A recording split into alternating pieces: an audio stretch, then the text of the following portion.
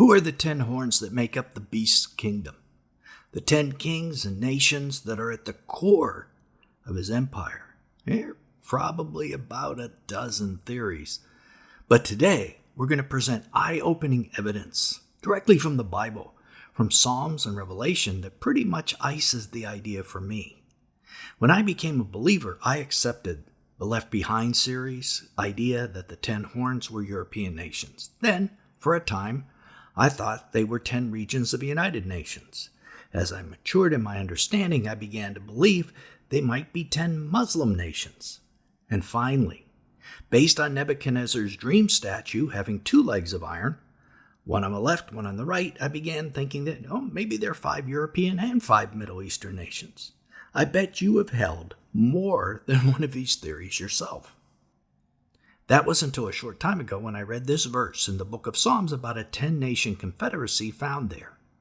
For with one mind they plot together and form an alliance against you.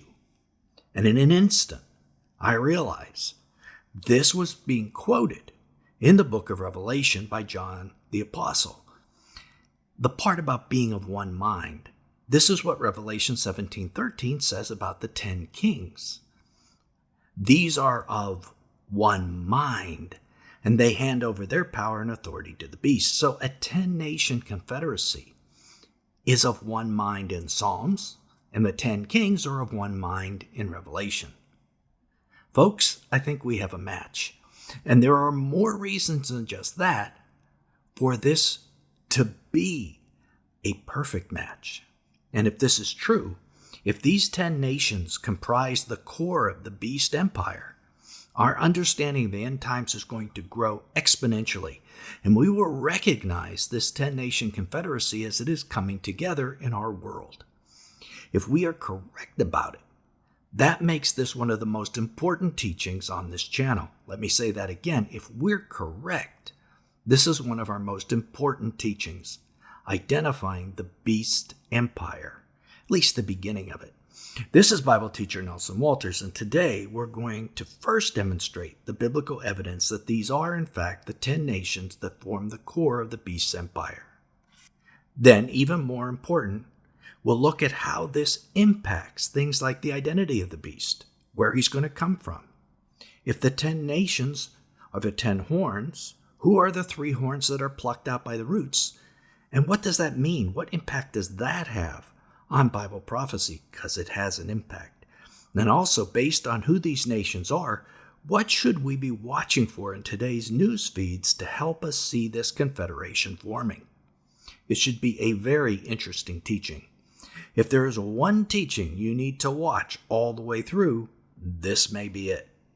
So a question you might ask up front is, if this is such an obvious match with Scripture to you, Nelson, why hasn't anyone else seen this before? Well, some people have. Tom Bradford of Torah Class, an online teaching, for one, has suspected this same group of nations. But to the best of my knowledge, no one else has uncovered the biblical evidence that this is definitely it. The reason is the evidence is scattered between different books of the Bible. Finding links like this between different books of the Bible is one of the most important types of biblical hermeneutics, a big word that means Bible interpretation, but it's also the most difficult.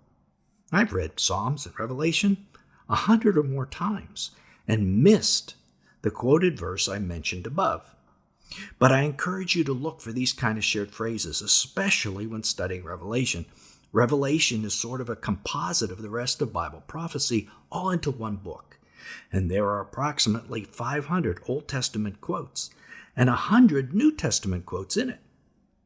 These quotes were the method that the messenger angel used to show John the Apostle how the Old Testament prophecies would work out in the future. Every time I find one of these, I am always amazed at what I learned, and I think we found one today. Okay, let's start with the shared quote I found above. And studying Psalm 83, the famous psalm about the nations that conspire to wipe Israel off the map, I was reading when I saw the verses about being of the same mind. Let me read that to you. O God, be not silent. be not speechless, be not still. O God, see how your enemies rage. That happens to be another quote of Revelation, and we'll get back to that later. How your foes have reared their heads.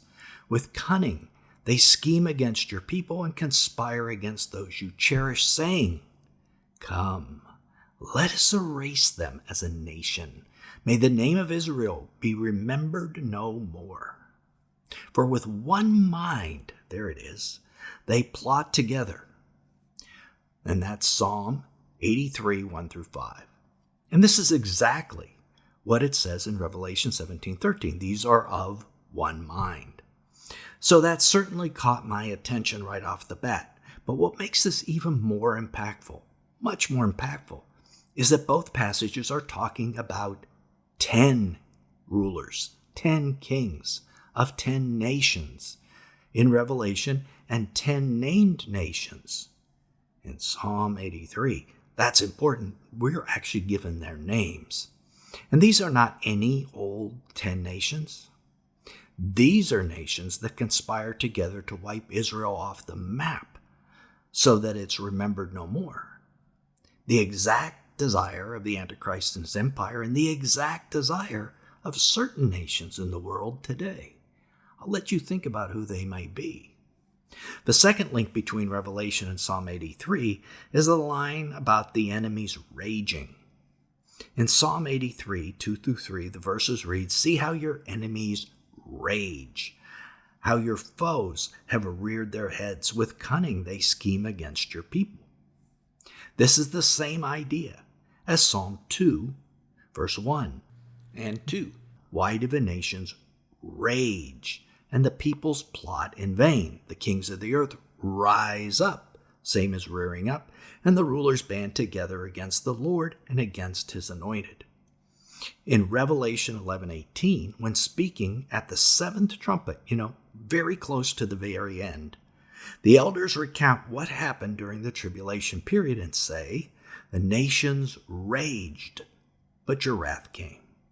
The wrath of God comes because of this raging or loud roaring of the nations during the tribulation. So this shows that Psalm 83, Psalm 2 are primarily about what happens during the 70th week of Daniel.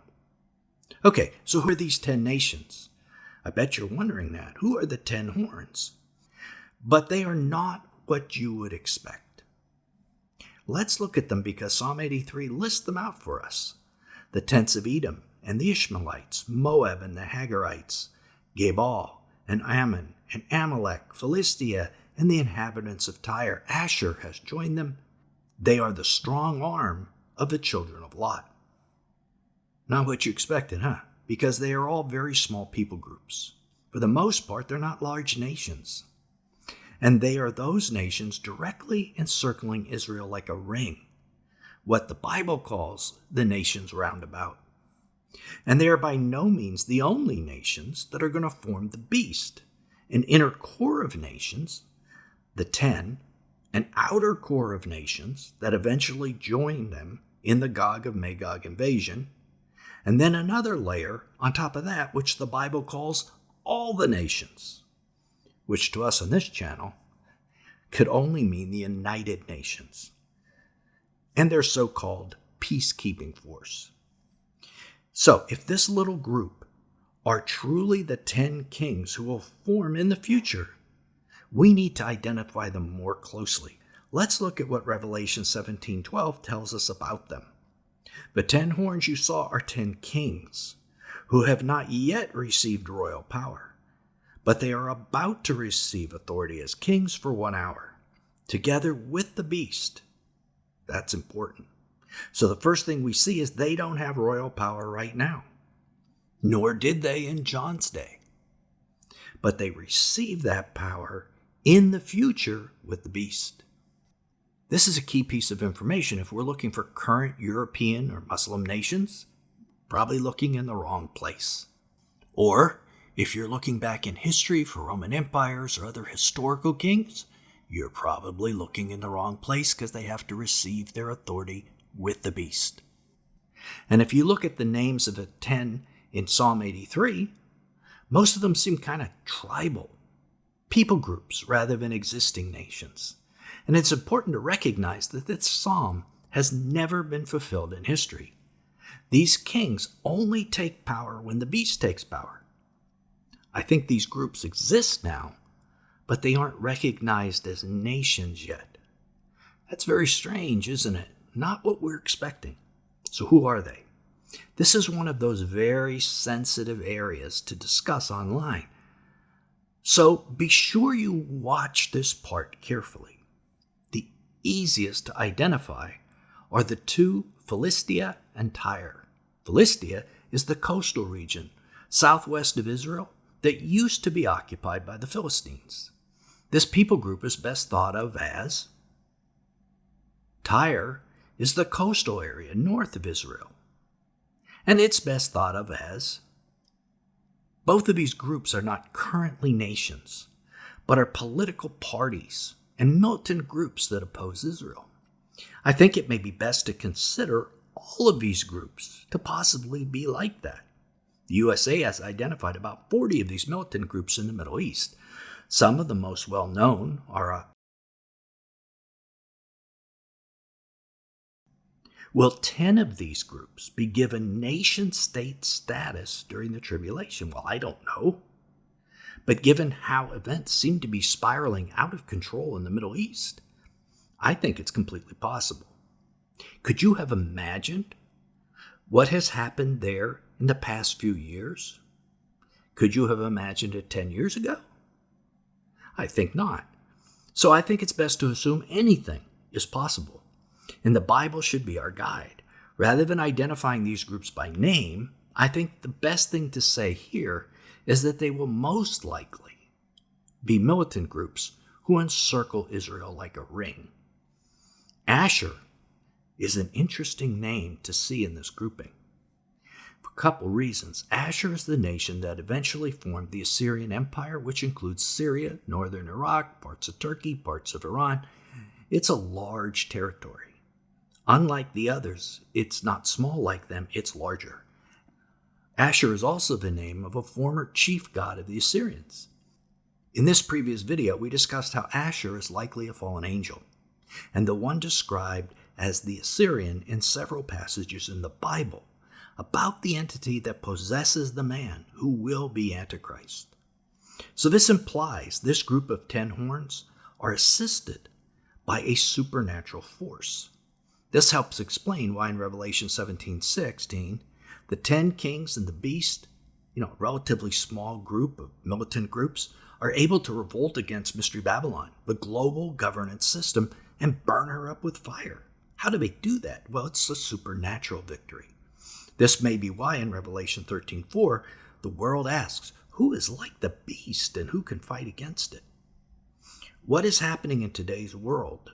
You notice we're talking about a lot of things happening in today's world. It's evidence that Psalm 83 will be fulfilled. These militant groups are the focus of everything that has been occurring in the Middle East for maybe 10 years. Look at those names that we listed before. Consider how almost all the violence and headlines in that region center on these groups. And if these people groups listed in Psalm 83 are the 10 kings, this should give us some idea of who the 3 horns are that are plucked out by the roots in Daniel 7:8. I considered the horns, and behold, there came up among them another horn, a little one. This is the Antichrist, and he seems to arise out of this group of 10 people groups, before which 3 of the first horns were plucked up by the roots. Now, scholars have wondered about these things for years. Who are these 3 horns that are plucked out? If we are correct about this ring of people groups being the horns, then it's interesting that 3 of them are not included in the Antichrist Empire. Why is that? Later in Daniel 11:41, we read this, and it's about 3 of these groups. He will also invade the beautiful land. Many countries will fall, but Edom, Moab, and the leaders of Ammon will be delivered out of his hand. Well, Edom, Moab, and Ammon are all located in modern Jordan. And we've already seen they're going to be part of this original 10, but it looks like at some point the Antichrist either kicks them out of the confederation or they revolt and leave him and the group of 10. This is going to leave a gaping hole in that ring on the eastern side of Israel. We thought about why. This may play a big role in the escape of the Hebrews at the abomination of desolation prophesied by Jesus in Matthew 24:15 through 20. Prior to the three horns leaving the group, Israel will have been completely surrounded by this group. But after they leave the group of 10 horns, after Moab, Edom, and Ammon leave, the entire Israel-Jordan border is free for those who flee to the mountains to escape into. The Antichrist doesn't control this area, so the Jordanian wilderness might be the mountains to which the Israelites flee. Now, if Psalm 83 is the blueprint for the formation of the 10 kings in the Antichrist Empire, then we should study that psalm in detail. Click right here to keep watching and discover more details about what the next few years might look like as the Antichrist kingdom rises. Or if this video has not yet been released, click over here to see how these 10 horns have a relationship to the 10 lost tribes of Israel. Till then, this is Nelson, and I'll see you here or there.